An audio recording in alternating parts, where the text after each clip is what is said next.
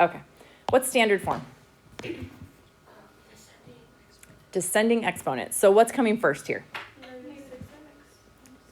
No. Oh, you're right. Sorry. Guys, my brain. I'm sorry. Negative 6x to the fifth is first. Then what? Plus 2x cubed. And then plus 3x. Okay, so that's your standard form. What's your leading coefficient? Negative 6. It's just that first number, negative 6. We didn't talk a whole lot about what that leading coefficient does, so don't worry about it. But it's just that number that's out in front. It's just going to determine, does it open up? Does it open down? Is it up, or down, up, down? Or, yeah, we'll move on to that later. What is the degree of this polynomial? It's the 5, right? It's always the biggest exponent. It is not the sum of your exponents. Please don't add them together. It's just the biggest one, degree of 5. So if you classify that by degree, what's a 5th degree polynomial called? A quartic. Quintic, 5.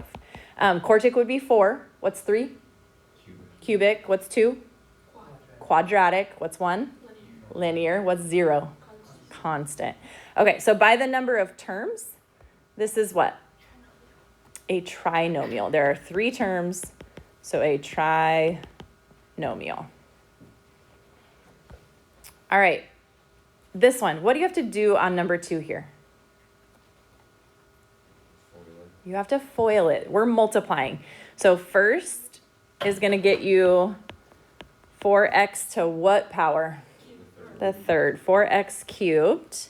Okay, then your outside would be 2x squared times 5. So plus 10x squared. Your inside is what? 5 times 2. So 10. X times x. X squared. So it's another 10x squared. And then your last, 5 times 5 is 25 times x. Okay? Is that your standard form? No, you got to combine like terms. So we're going to do 4x cubed plus 20x squared plus 25x. Sorry, I got real small there. 4x cubed plus 20x squared plus 25x. So what is your leading coefficient? 4. That's the 4. And then what's the degree? 3, which we call a cubic. And there are 3 terms there? Trinomial. What do you call 2 terms? Binomial for 2 terms. What do you call 1 term? A monomial. What do you call 4 terms? A polynomial. 5 terms, polynomial. 6 terms, polynomial, right? So 1, 2, and 3 are the only ones that have specific names. And then everything beyond that is just polynomial. Multiple terms. Okay. 3 through 5 says use this function. So the first thing they want you to do is to completely factor it. What does it mean to completely factor it? Linear factors means x. No, you're not going to have any x squared, x cubed, any of that. Linear factors is just x to the first power. So we want every x to be to the first power. Okay? What's the first thing we can do for that? Factor out an x. So it's going to be x times x squared minus 3x minus 10. What do you do next? Star method. So what can you multiply to get a negative 10 that you can add to get a negative 3? 5 and 2-ish. Negative 5, positive 2, right? So this becomes x minus 5, and this becomes x plus 2. Is that your answer? Why not? There's an x out in front. Remember our friend the x out in front. Don't forget him. So when it says completely factor into linear factors, that's it. Those are all linear because your x's all have an exponent of 1, right? That's linear. Then it says sketch the graph, find the relative min and max, and then the zeros. I'm going to come back to that so I don't have to jump back and forth between computer and iPad. Okay, so take a break from that. we're going to move on to here. Number 6 says, given the following zeros, write a polynomial in factored form and standard form. How do you write, and I feel like this gets done wrong a lot, you guys. Make sure you've got this. How do you write those 3 zeros in factored form? X. Yes. Okay. Opposite of what it looks like. So it's going to be x plus 2, because if that's a 0, I should be able to plug that in here to get 0, right? So x plus 2, x plus 3, x minus 5. That is factored form. How do you get that into standard form? Do the first 2. Remember, we kind of broke it into 2 problems. So we're going to FOIL. First would be x squared. Outside is a positive 3x. Inside is 2x. Last is 6. Okay, and then I would simplify that. That's x squared plus 5x plus 6. And then you can bring this one down and multiply by the x minus 5. You try that, okay? And then that will get you to your standard form. So see what you get for your standard form when you try to multiply those.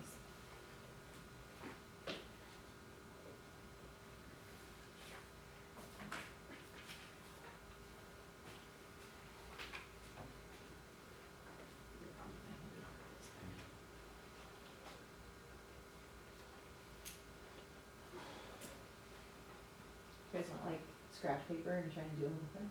Yeah, Can you do anything of that?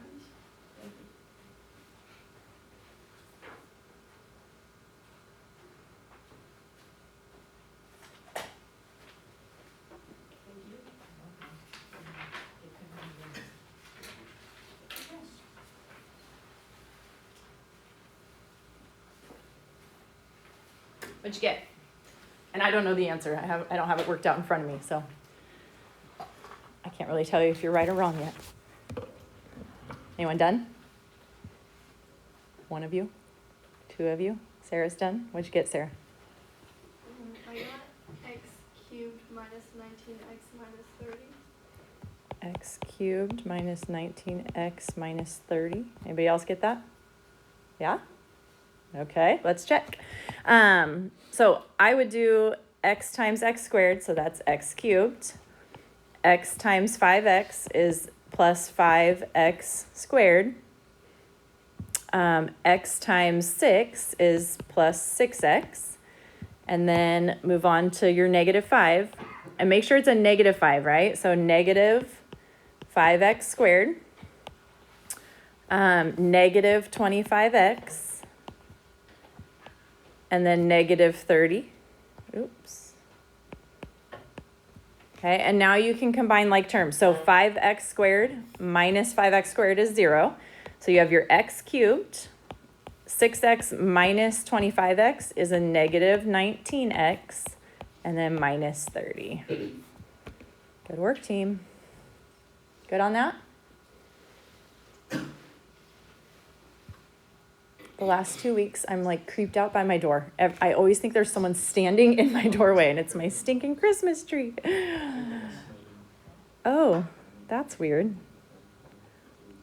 This should be division. Does yours look like this? Sorry, there should be a division symbol there. It didn't like it when it turned into a PDF, I guess.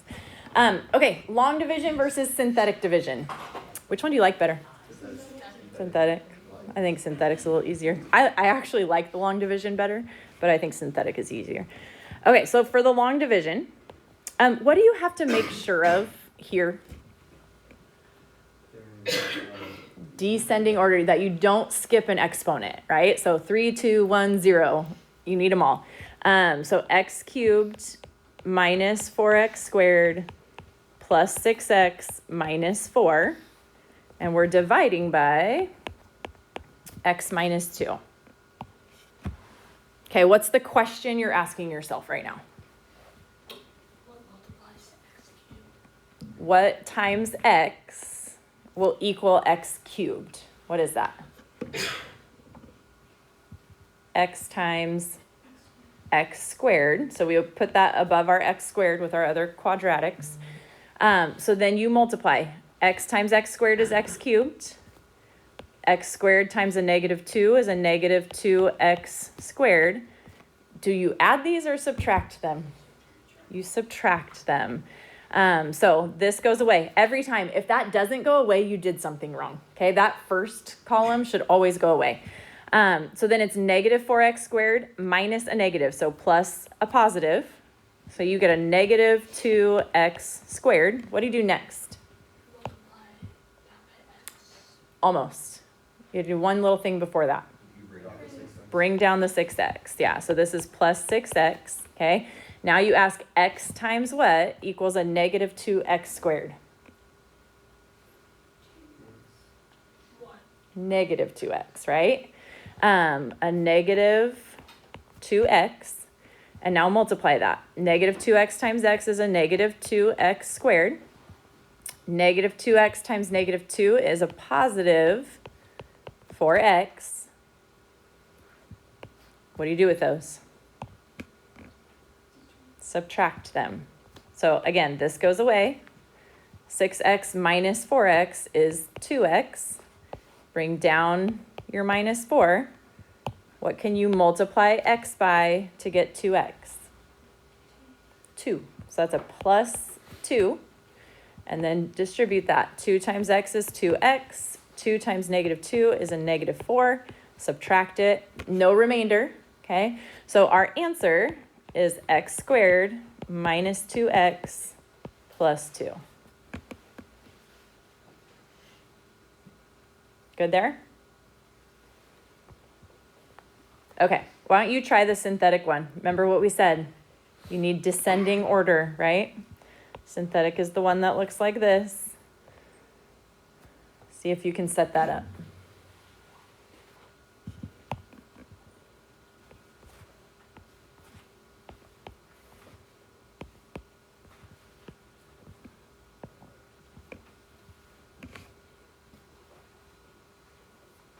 Do you remember your 0? Right, there's a 0x cubed there. And then what number are you putting out in front? A positive 2. It's always opposite of this. It's what makes it a 0, right? It's the number that makes it a 0 is what you're going to plug in there. All right, give that a go. See what you get. Talk me through the process. What do you do first? Do it upside down. What? You do like the upside down. You bring down the 1. You bring down the 1. Yes. Am I missing something with the upside? I'm not sure what you're talking about with the upside down thing. You already wrote it. Oh, I gotcha. You were going to set up the bars even. Yes. So here's your setup. I did the setup. Do you add or subtract in this one? We add. What's the first thing we have to do here though? Multiply. 2 times 1 is 2. And then we can add 0 plus 2 is 2. What'd you put in your next spot? 2 times 2, which is 4. Add those together, you get 2. 2 times 2, you get 4. Add those together, you get 1. And then don't forget your remainder little deal here, right? The little box. 2 times 1 is 2. Add those together, you get 7. Is that what you got? Okay, now how do you set that up? What does that mean? X cubed plus 2x squared plus 2x plus 1 minus 7. Right. Okay, or if you like it the other way better, you could say plus 7 over x minus 2 at the end. So either one of those. Just make sure this is your constant quadratic, constant linear quadratic cubic. Okay, you work in reverse order there. Questions on that? Okay. What do you do with this? When they give you p of -1, do you remember, is this long division or synthetic division? Synthetic. And then make sure you have all your zeros that you need. Okay, so this is going to be a 3. So it would be 3x to the fourth plus 0x cubed plus 0x squared plus minus 4x plus 1. Okay, so it's 3, 0, 0, -4, and 1. Now they're giving us the number. So what goes here? The -1. The number that you see when it's P of something is the number you get. Where do you find your answer in this problem? Remainder. That other R word, yes, the remainder. So this is your answer. Whatever you get in that little box is your answer when it's P of that number. So you're going to bring down the 3. 3 times -1 is -3, and we're adding 0 plus -3 is -3. Multiply there. -3 times -1 is a +3. Add, you get 3. -1 times 3 is a -3. Add them, you get -7. And then -1 times -7 is a +7. Add them, you get 8. So P of -1 is 8. Okay.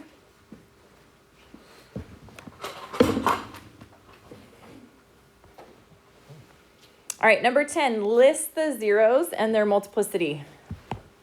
What is your 0 for this x? 0, right? If it's an x all by itself, it is a 0. If I multiply by 0, I'm going to get 0 for that whole thing. What's your 0 here? -2 with a multiplicity of 2, right? Because there's an exponent of 2 there. And then what's this 0? That would be a +4. Okay, so just making them zeros. Solve by graphing, we'll do in a minute too. Solve by factoring. Notice you have an x to the 4th here. Do you remember what you do with these? We're going to set up our star like we would normally factor. What goes on top?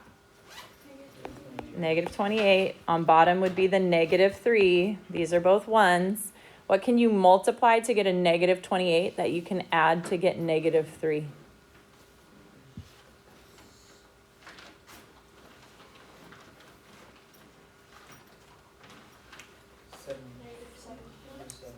Seven and 4, so a -7 and a +4 will add to get a -3.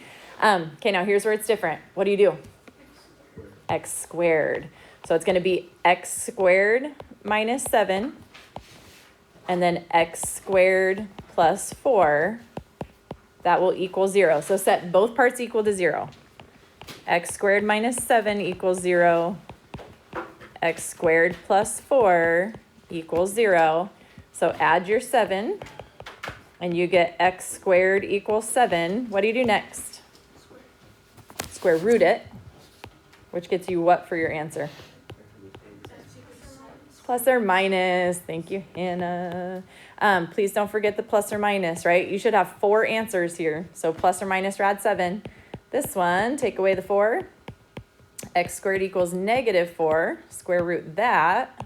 What's the square root of -4? Plus or minus 2i. Throw in the imaginaries there.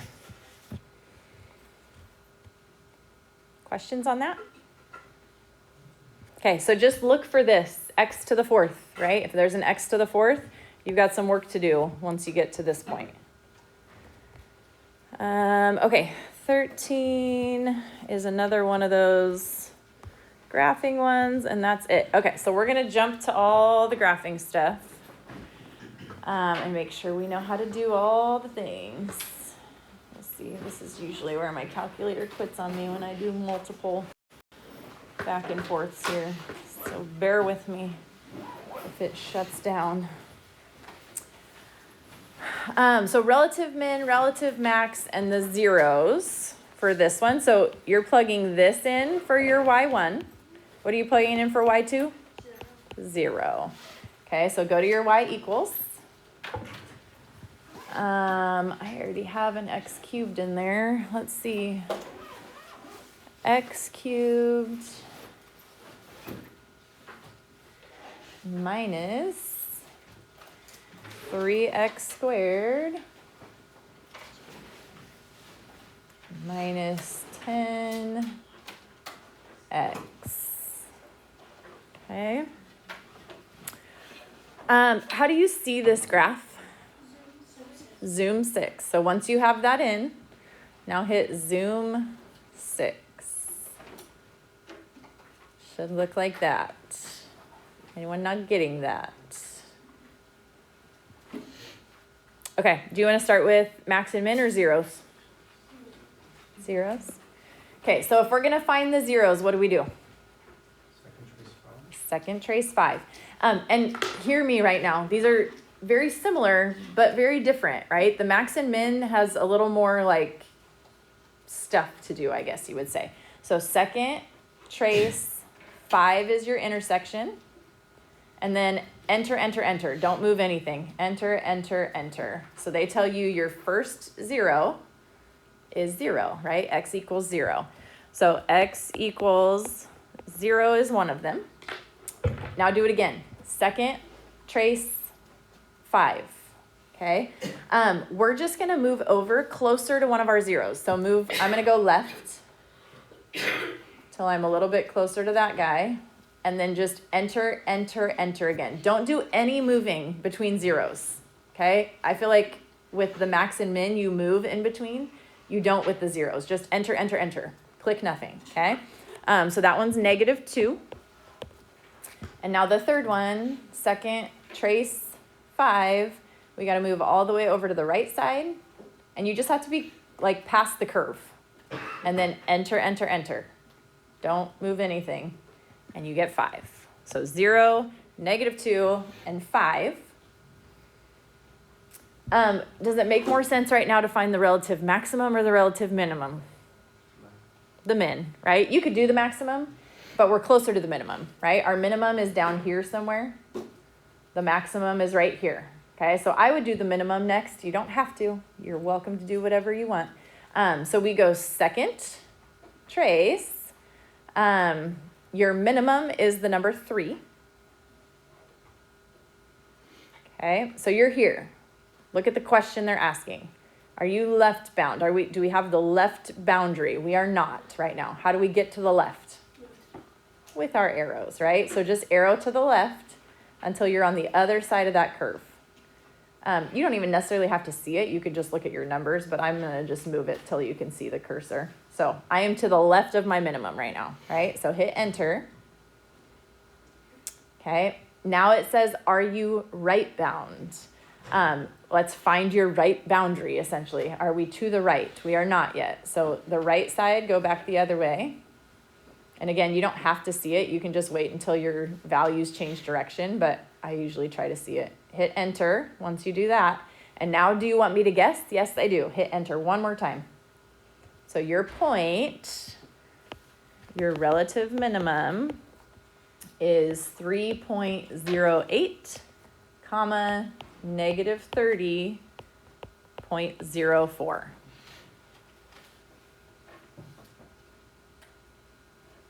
Okay, so that's your min. What do you do for your max? Second trace, and then the number 4, the maximum. Now, are you to the left of your maximum? We're not, so we need to go to the left of that high point and hit enter. Then go to the right of that high point and hit enter. And then enter one more time. Do you want me to guess where the maximum is? Yes. So your maximum ends up being -1.08 and 6.04. Okay. Then it says sketch the graph on the axes provided. Your zeros were 0, -2, and 5. I'm going to jump over real fast. God bless you. Okay, so here's your zeros. You have a 0 at 0, you have a 0 at -2, and you have a 0 at 1, 2, 3, 4, 5. I'm not super concerned that you hit perfectly on how high you went or how low you went. I want your zeros marked, okay? The rest, I'm fine with you just freehanding. It goes up to about 6, but I will not be picky on that. So something like that. And then this one goes way down. So that's really just a guess. So something like that would be your graph. And then did you get your max and min written down? Okay. Any questions on that one? Okay. This one says solve by graphing. What should we do first? Descending exponent equal to 0, right? So we're going to move this over, and we're going to move this over. So it's going to be 2x cubed minus x squared minus 18x plus 9, right? If we're moving everything to the left side, it'll look like that. And then this one, you can just plug that into your graph. How do you solve by graphing? What are we looking for here? Zoom 6 is going to give you the graph. What are we looking for as our answer? We want our zeros, right? So that's what we did on the last problem. Do you want me to show you that again? Are you good with finding zeros? What do you get? Did anyone plug it in? -3, 0.5, and 3. Can anyone verify that? I didn't do it. Henry says yes. Anybody else get that?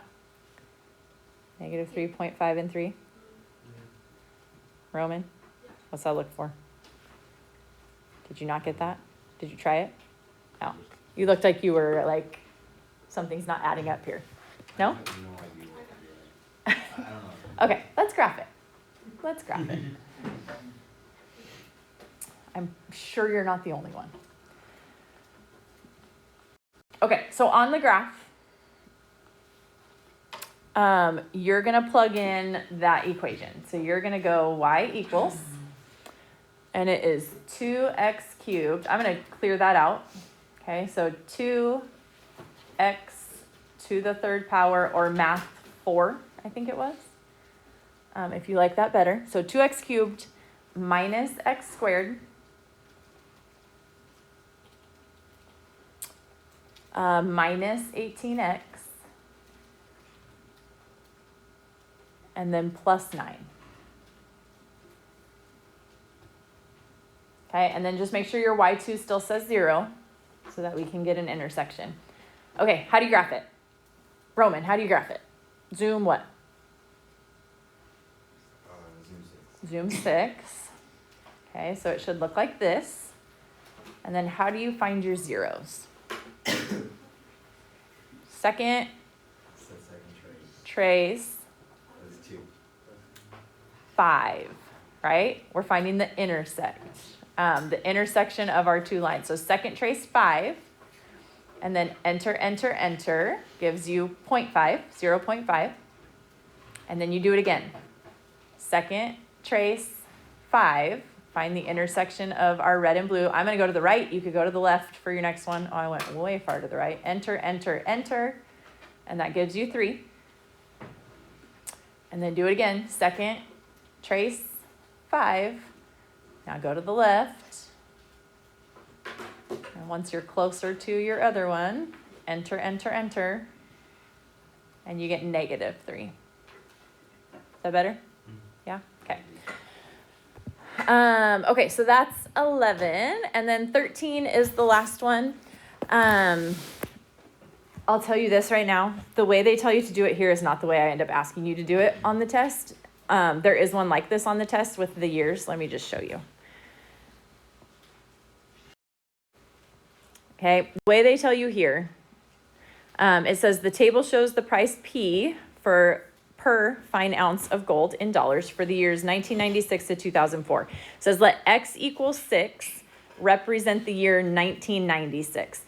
So because this is just big numbers, instead what they say is let's just treat it as that number behind. But if this is 6, then this is 7, then this is 8, then this is 9. What is the year 2000? 10. right? The next year, 11, 12, 13, and 14. On the test, I just let you plug the years in as the years that they are. So don't worry about that. But that's what they're telling you to do on this one. So we'll do that for the sake of ease of putting numbers in. Okay, so back to the graph here. Oh, cutting it close. Where do you put in data? Stat. Okay, so you're going to go stat and then enter for edit and then clear your lists, up, clear, enter, to the left, up, clear, enter. So you're going 6, 7, 8, 9, 10. That is not a 10. 11, 12, 13, and 14. And then L2 is 389, 332, 295, 280, 280, 272, 311, 365, and 410.